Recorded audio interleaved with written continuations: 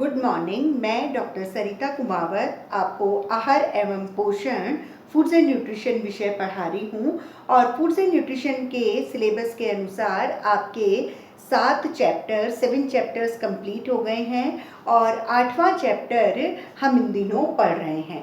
8वां chapter है vitamin और vitamin में 2 तरह के विटामिन होते हैं, वसा में घुलनशील विटामिन और जल में घुलनशील विटामिन।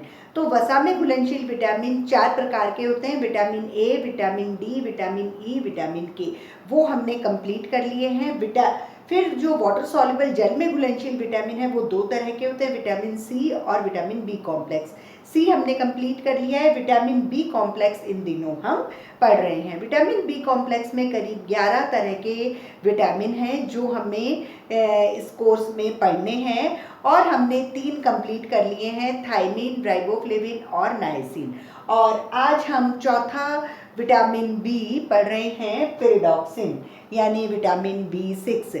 पेरिडॉक्सिन को अगर हम स्वतंत्र रूप से प्राप्त करते हैं तो इसके 3 रूप दिखाई देते हैं, पेरिडॉक्सिन, पेरिडॉक्सल और पेरिडॉक्सेमीन। 3 तरह के रूपों में ये हमें मिलता है।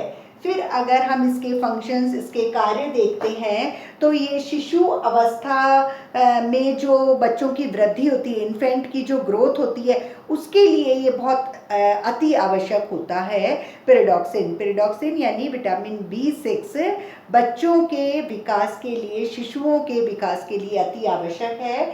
उसके बाद में है ये तंत्रिका तंत्र के विकास के लिए, नर्वस सिस्टम के डेवलपमेंट के लिए, उसके रखरखाव के लिए, उसके नियंत्रण के लिए और मानसिक विकास के लिए पेरिडॉक्सिन बहुत जरूरी होता है। नेक्स्ट इसका फंक्शन है कि ये आरबीसी के निर्माण की जो क्रियाएं होती है, आरबीसी जब बनती है तो उसकी जो निर्माण की क्रियाएं होती है उस पर भी नियंत्रण रखता है पेरिडॉक्सिन। और नेक्स्ट है कि ये पेरिडॉक्सिन प्रतिपिंड यानी एंटीबॉडीज का भी निर्माण करता है हमारी बॉडी में, जिससे कि संक्रमण ना हो। तो एंटीबॉडीज का प्रतिपिंड का निर्माण करता है पेरिडॉक्सिन। सॉरी। इसके अलावा ये शारीरिक वृद्धि के लिए सहायक होता है, शरीर की जो ऑल ओवर ग्रोथ होती है, शरीर की वृद्धि के लिए भी सहायक होता है। और नेक्स्ट फंक्शन है कि पेरिडॉक्सिन विटामिन बी6 ट्रिप्टोफैन नामक अमीनो अम्ल को नाइसिन नामक विटामिन बी में परिवर्तित करने में मदद करती है। मतलब एक प्रोटीन में अमीनो अम्ल उसकी इकाई होती है, तो एक प्रकार का प्रोटीन ट्रिप्टोफैन यानी एक प्रकार का अमीनो एसिड। तो ट्रिप्टोफैन, अगर हम 60 मिलीग्राम ट्रिप्टोफैन खाते हैं तो 60 मिलीग्राम ट्रिप्टोफैन 1 मिलीग्राम नाइसिन यानी विटामिन बी में कन्वर्ट हो जाता है, परिवर्तित हो जाता है। और इसीलिए जब नाइसिन हमारे शरीर में भरपूर होता है तो पेलेग्रा रोग से वो बचाता है। तो नाइसिन होगा तो भी पेलेग्रा रोग से बचाएगा, ट्रिप्टोफैन होगा तो भी पेलेग्रा रोग से बचाएगा, और अगर ट्रिप्टोफैन है तो बी6 उसको नाइसिन में कन्वर्ट कर देता है। तो विटामिन बी6 यानी पेरिडॉक्सिन भी हमारे शरीर में पेलेग्रा रोग होने से बचाता है। और नेक्स्ट फंक्शन है कि प्रोटीन का जो मेटाबॉलिज्म होता है, प्रोटीन का चयापचय जो होता है, उसमें ये कोएंजाइम की तरह एक्ट करता है, कोएंजाइम की तरह क्रिया करता है। और कोएंजाइम का जो रूप है वो है पीपी, पेरिडॉक्सिल फॉस्फेट के रूप में ये प्रोटीन के चयापचय में मदद करता है। तो इस तरह से पेरिडॉक्सिन के कार्य हुए। नेक्स्ट जो इसका सब टॉपिक है वो है पेरिडॉक्सिन के स्रोत, सोर्सेज ऑफ पेरिडॉक्सिन। पेरिडॉक्सिन सबसे ज़्यादा जो इसके उत्तम सोर्स हैं वो है सूखी ईस्ट, गेहूं का भ्रूण और चावल की ऊपरी परत और यकृत। ये तो बहुत ही अच्छे बेस्ट सोर्सेज हैं, लेकिन कुछ गुड सोर्सेज होते हैं जैसे ग्रीन लीफी वेजिटेबल, हरी पत्तेदार सब्जियां, मीट, दूध, अंडा, सूखे मेवे, तिलहन, दालें और संपूर्ण अनाज मतलब गेहूं, जौ, ज्वार, बाजरा। ये सब गुड सोर्सेज हैं, अच्छे सोर्सेज हैं। लेकिन बेस्ट सोर्सेज सूखी ईस्ट, चावल की ऊपरी परत, गेहूं का भ्रूण और यकृत। अमूमन इन्हीं में ही सारे विटामिन बी यानी जो बी कॉम्प्लेक्स है वो सबसे ज़्यादा इन्हीं सोर्सेज में ज़्यादा पाया जाता है। फिर नेक्स्ट टॉपिक सब टॉपिक पेरिडॉक्सिन का है, आइडिया ऑफ पेरिडॉक्सिन, पेरिडॉक्सिन की दैनिक आवश्यकता। एक दिन में पेरिडॉक्सिन कितना किसी भी व्यक्ति के लिए जरूरी होता है। तो अलग अलग ग्रुप्स के लिए, अलग अलग एज ग्रुप के लिए थोड़ी अलग अलग इसकी आइडिया है, थोड़ी अलग वैल्यू है। जैसे सामान्य पुरुष भले वो हल्का कार्य कर रहा है, मध्यम कार्य कर रहा है या भारी कार्य कर रहा है, तो पुरुष के लिए 2 मिलीग्राम प्रतिदिन पेरिडॉक्सिन की आवश्यकता होती है। उसी तरह से महिला, जो सामान्य महिला होती है, वो हल्का कार्य करने वाली हो, मध्यम कार्य करने वाली हो या भारी कार्य करने वाली हो, तीनों ही तरह की महिलाओं के लिए 2 मिलीग्राम प्रतिदिन पेरिडॉक्सिन विटामिन की आवश्यकता होती है। जब महिला गर्भवती होती है तो उसे 2.5 मिलीग्राम यानी 2.5 मिलीग्राम प्रतिदिन पेरिडॉक्सिन की आवश्यकता होती है, और धात्री अवस्था में भी 2.5 मिलीग्राम प्रतिदिन पेरिडॉक्सिन की आवश्यकता होती है। फिर जब शिशु 6 महीने तक का होता है, 0 से 6 महीने तक का, तब उसे 0.1 मिलीग्राम पेरिडॉक्सिन प्रतिदिन की आवश्यकता होती है, और जब 6 से 12 माह का होता है बेबी, तब तक उसको 0.4 मिलीग्राम प्रतिदिन पेरिडॉक्सिन की आवश्यकता होती है।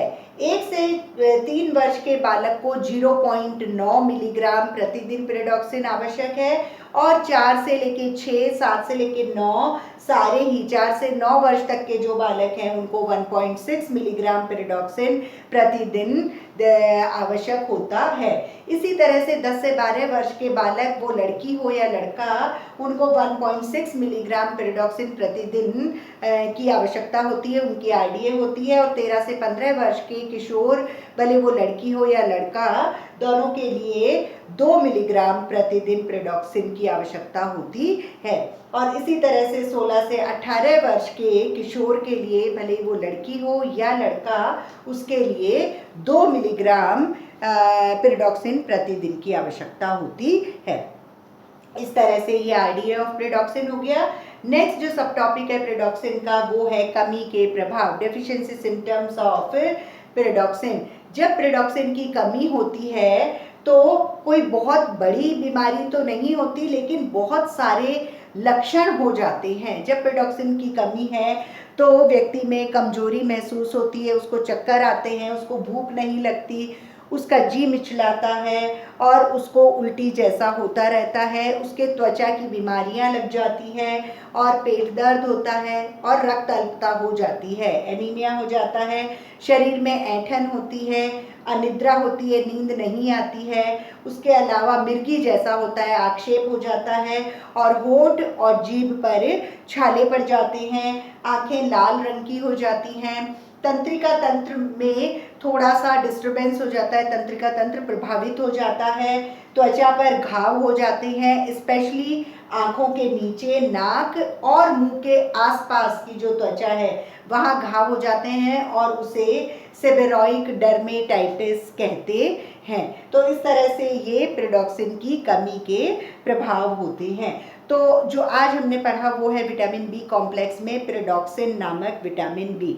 तो पेरिडॉक्सिन को अगर हम स्वतंत्र रूप से देखें तो 3 रूप होते हैं, पेरिडॉक्सिन, पेरिडॉक्सल, पेरिडॉक्सिमीन।